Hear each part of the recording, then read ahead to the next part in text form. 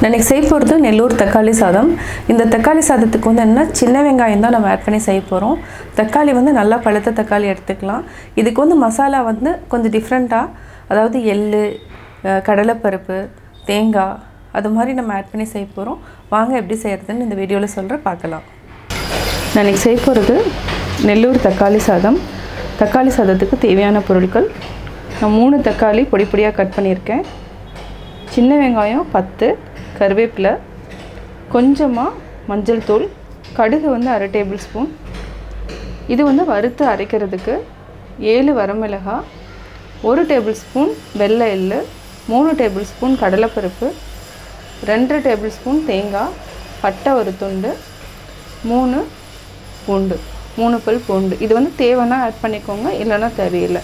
இப்போ எப்படி செய்கிறதுன்னு பார்க்கலாம். வடித்த சாதம் வந்து நம்ம 150 கிராம்ஸ் நான் எடுத்திருக்கேன்.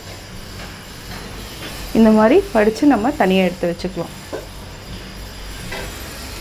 ஃபஸ்ட்டு நம்ம தனியாக இதை வந்து வறுத்து அரைக்கிறதுக்கு வந்து தனியாக எடுத்துக்கலாம். இதை வறுத்துட்டு என்னென்னா நைஸாக பேஸ்ட் பண்ண வேண்டாம், கொரகொரன்னு நம்ம அரைச்சிக்கலாம். நான் இப்போது பேன் வச்சுட்டேன். 1 டேபிள் ஸ்பூன் ஆயில் விட்டுக்கலாம்.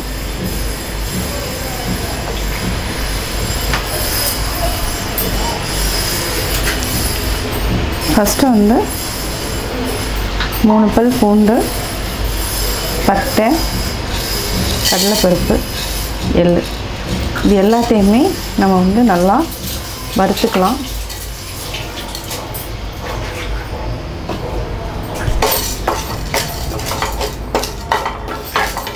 இதை வந்து நல்லா, அதாவது கோல்டன் ப்ரௌன் ஆகிற வரைக்கும் நல்லா வறுத்துக்கணும்.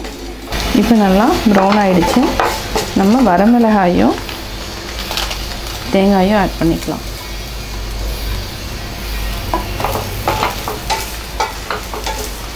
இதை நல்லா ஆற வச்சுட்டு நம்ம வந்து கொரகுரன்னு அரைச்சி தனியாக எடுத்து வச்சுக்கலாம். போதும், இந்த அளவுக்கு இருந்தாவே ஆஃப் பண்ணிடலாம். ஆயில் விட்டுக்கலாம்.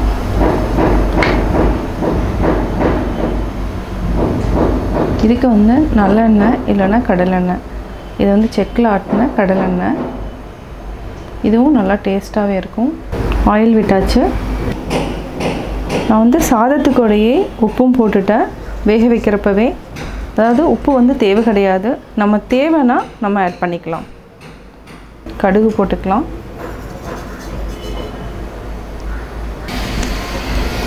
அடுத்து நம்ம கருவேப்பிலை,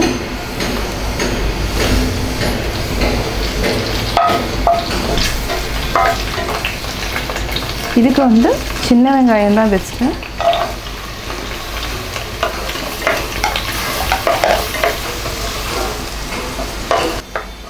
இதை வந்து சிம்மில் வச்சுட்டு நம்ம நல்லா வதக்கிக்கலாம். இப்போ வெங்காயத்தை நல்லா வதக்கிட்டோம். தக்காளியும் நம்ம ஆட் பண்ணிக்கலாம். தக்காளி வந்து தண்ணி வந்து இல்லாத அளவுக்கு, அதாவது நல்லா வதக்கிக்கணும். அப்போ தான் வந்து தக்காளி சாதம் வந்து டேஸ்ட்டாக இருக்கும்.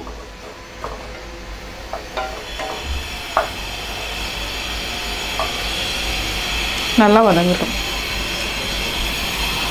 இது வந்து ஒரு 5 to 10 மினிட்ஸ் வந்து நல்லா வதங்கணும். தக்காளி நல்லா வதங்கிட்டுருக்கு.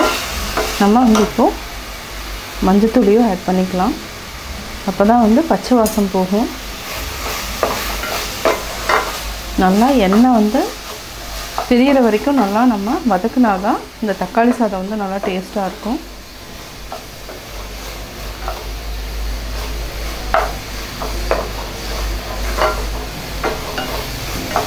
இதே மாதிரி நல்லா எண்ணெய் மேலே வர வரைக்கும் வதக்கிக்கலாம். இப்போது நல்லா வதங்கிடுச்சு. நம்ம ஆல்ரெடி தேங்காய், வரமிளகாய், எள்ளெல்லாம் வச்சுருக்கோம். இதையும் நம்ம ஆட் பண்ணிக்கலாம்.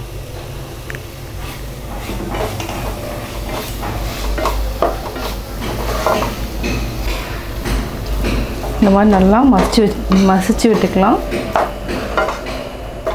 ஆல்ரெடி நம்ம சாதம் வச்சுருக்கோம், அதையும் சேர்த்து இப்போ நம்ம கலரிக்கலாம். இப்போ ஆட் பண்ணிக்கலாம். இதை நல்லா மிக்ஸ் பண்ணுங்கள். இதை வந்து நல்லா மிக்ஸ் பண்ணணும்.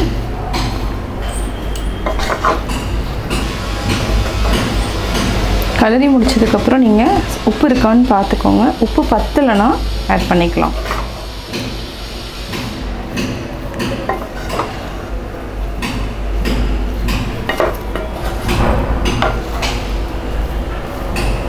நம்ம நார்மலாக தக்காளி சாதம் வந்து செய்கிற முறைக்கும் இதை வந்து அரைச்சி இந்த வறுத்து பொடி பண்ணுறது முறை வந்து கொஞ்சம் டேஸ்ட்டாக இருக்கும். இந்த தக்காளி சாதம் வந்து நெல்லூரில் தான் ஃபேமஸ்ஸு.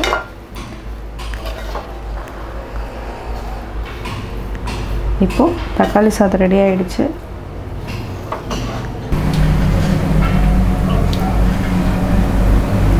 தக்காளி சாதம் எப்படி செஞ்சீங்கிறத பார்த்தீங்க.